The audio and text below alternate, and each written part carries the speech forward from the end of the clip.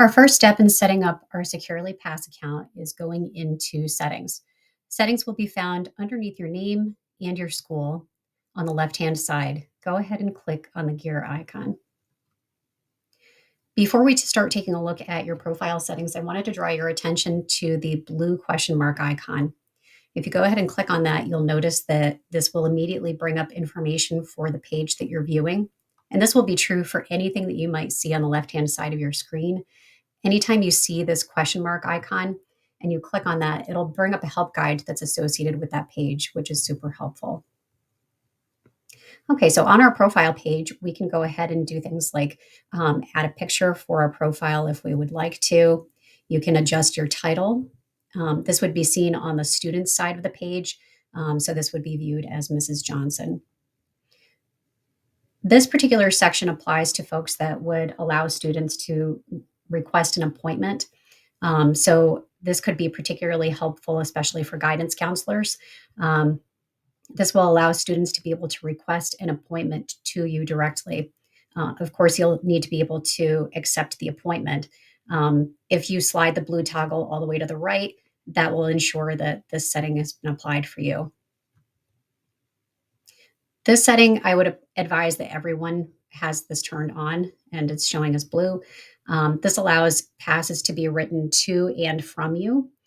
This also ensures that adults can write passes to and from you as well as students. This section is really for folks in the future that will be able to digitally sign a student's pass.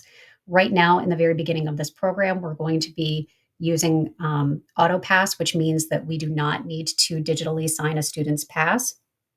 But in the future, when we start ramping up this program a little bit more, we would want to be able to digitally sign a student's pass that verifies that the student has actually arrived in their location.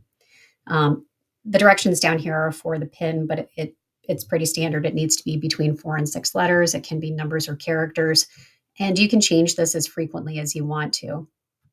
Again, this is not something that we need to do right now. You can skip it, but I just did want to make sure that you knew that this is where it is.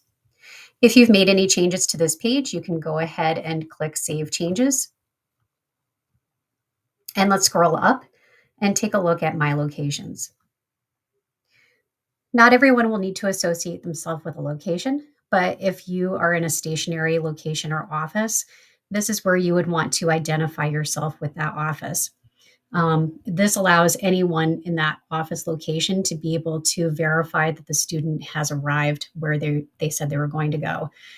So, for example, if I was housed in the guidance office, I would want to search for the guidance office. You can also type it in here and it will start coming up.